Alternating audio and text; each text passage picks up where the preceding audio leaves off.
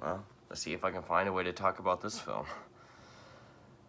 So this is on 1980s Schizoid, which is a psychological slasher film written and directed by David Paulson, who also wrote and directed the slasher film Savage Weekend. Stars a number of recognizable people. I mean, it has Klaus Kinski, who's been in a bunch of stuff, especially Nosferatu, 79. Craig Wasson, who was in Dream Warriors. Christopher Lloyd, who probably any kid from the 80s and 90s grew up with Christopher Lloyd. He's been in a bunch of stuff. He's in a minor role, though. I mean, it's a very early role for him. He was already on Taxi. He had already done One Flew Over the Cuckoo's Nest. But he has a minor role. And our lead is Mariana Hill, who I didn't really recognize from anything. Lots of TV.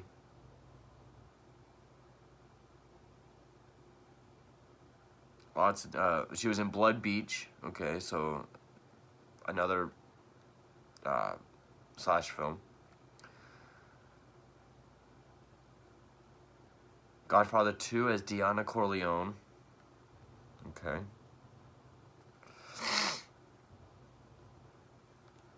Well, in the film, it revolves around this, there's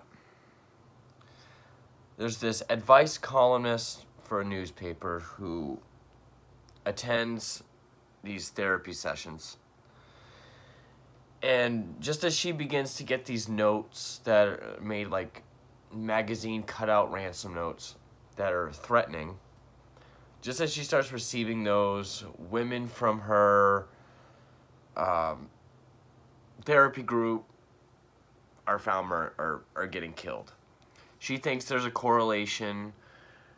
Everyone around her tells her it's coincidence, and the movie points at several different people as to who the killer could be.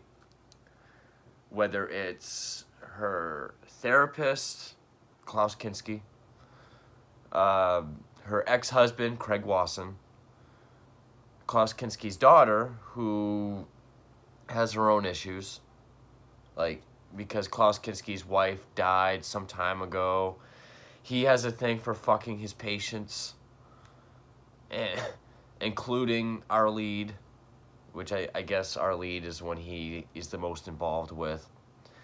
And his daughter misses her mother and doesn't like the romantic involvement. So it also points at her or her building maintenance guy, which is Christopher Lloyd. And plot-wise, it's not really there. I mean, it's kind of odd because this is one of those movies where I enjoyed probably the filmmaking more than the actual movie. I mean, because there's this long scene where she goes to Kinski's house, and the daughter comes in the dining room wearing one of her mother's dresses. He gets mad at her for wearing it. She throws a fit. And she's like, fine, you don't want me to wear it? I won't. She starts tearing at it. So he starts chasing her through the house. And it's like this, like, backwards panning shot. But it's like an upward, kind of crooked angle. And there's a lot of those in this. Just these upward, sort of crooked angles. I guess to make it look more visceral. And plus with the very low budget quality of this film, of a 1980s slasher film, I don't know, I like the look of it. I like the style of how it was filmed more than I enjoyed the film itself. And there's really only like 3 kills. The movie opens up with this woman on her bike, this car going after her.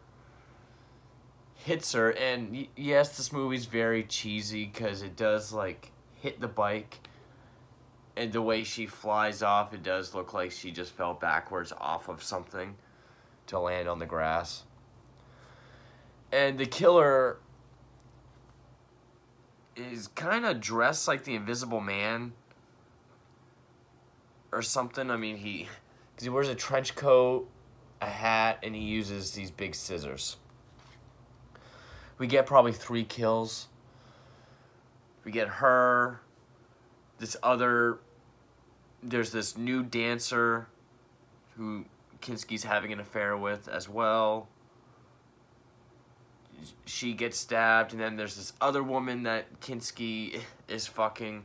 She gets stabbed in the hot tub. So we really only get like 3 kills, which I could forgive for a psychological slasher if the psychological element was there more. Otherwise, just give me a slasher film. And this movie is...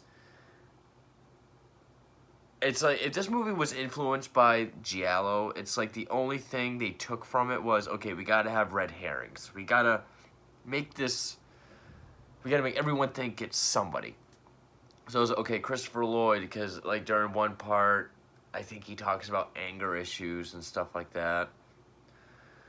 And then Klaus Kinski, there's one part where it shows him like walking around his office or whatever, and he's like touching stuff on his tables, one of which is a pair of scissors. Then there's cut up words. And, you know, it makes us want to think it's him in the worst way. Craig Wasson really isn't in it that much. And that's another thing. Craig Wasson is in it either as much or even less than Christopher Lloyd. But it really wants us to believe it's Klaus Kinski. And it's not that the performances were bad. I thought the performances were just fine. This is one of those cases where it really was just the execution of the film.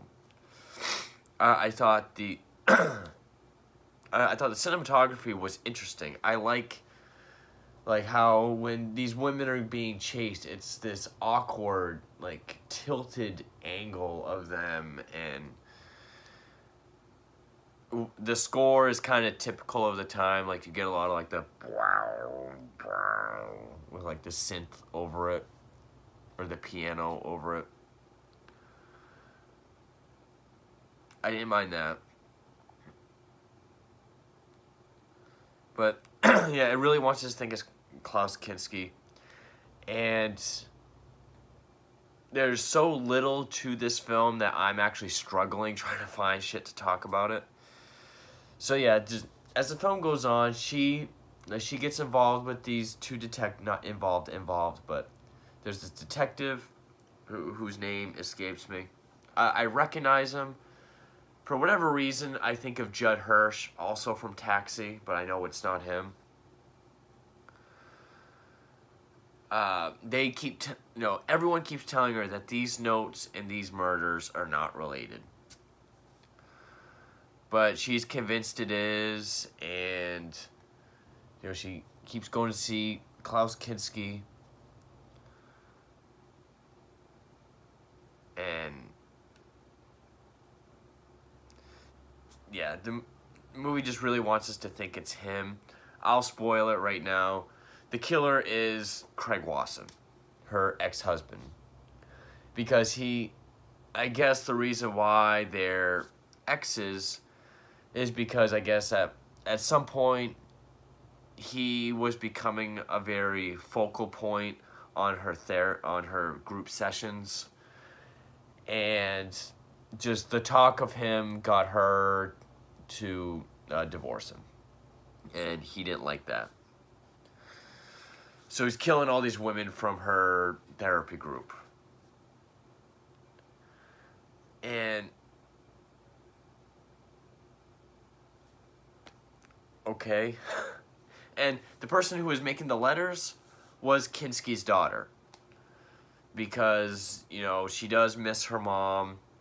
doesn't like the romantic involvement of him and her.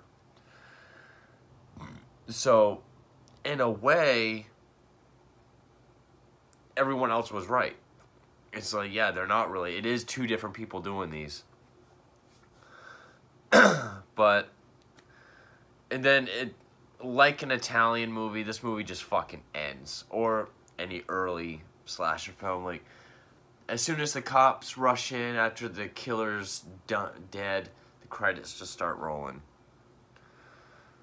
And we find out she's been writing the letters. We find out he's the killer. He tries to kill Kinski. She, the daughter either knocks out or kills him, does whichever. Then the cops come up. Kinski hugs the lead and his daughter. Then the credits roll. I think if they had just gotten rid of a lot, if they had focused less on trying to make this more of a psychological film, it just made it a slasher film, because Schizoid isn't that bad of a title. That's not that bad of a poster, and you had a good cast. Klaus Kinski, Christopher Lloyd, Craig Wasson, even our lead. You had a good cast. I think if they had just focused more, again, this was 1980, the slasher wasn't quite perfected yet. Or at least that was the initial, that was like the big bang for slasher films. Or for what would become slasher films later that year and the following year. But if they had just focused on making it a slasher film, just, okay, you want to focus on these women from a therapy group getting killed? Focus on that. And, okay, make it so the killer is sending these letters and she's got to figure out who it is. Trim some of the fat, put some more kills in there. Don't focus so much on the character drama and who the killer could be. And just make it there are very few slasher films that can focus on the mystery and still be effective. Pieces, perfect example. That's a very giallo-driven, influenced slasher film. And yes, Pieces is still a slasher film, not a giallo. I still got to make that video about separating the two. And it really is unfortunate because I really liked the way this film was shot. That's probably my favorite aspect of it, with the certain angles and the cinematography. I did like the cast. I liked and the performances were good. And, I like the name. I like the name of the movie, Schizoid. That sounds like a cool slasher film. The poster. And I feel like it put all its focus too much on trying to... I feel like the movie tried to steer us too much rather than just focus on being... I don't want to say coherent. That's not the right word. One, entertaining, because this movie is kind of boring. It does take a while. Again, 3 kills in like an hour and a half. That's low for a slasher film. Even for a psychological slasher film, that's very low. That's like 3 every half hour, and that's not really acceptable. But I mean, I don't hate this as much as other slashers I've seen or that you will see in the coming videos. But it's already hard enough to talk about slasher films because there's not much to them already. Besides maybe the kills, the killer, some of the cheese factor, the setting. But some of them, there's really just not much to talk about. And this was one of them. But I managed to stretch it out to 15 minutes, so that's cool. But yeah, unfortunately, Schizoid, there's not much to it. I mean, there's things I liked, but I think... And this could have been very solid. I think the only thing that was wrong with it was some of its direction and its writing. That's basically it. But anyway, other than that, Schizoid, other than being very slow-paced, I think that was the only thing that hurt it. But that is Schizoid 1980, and thank you for watching.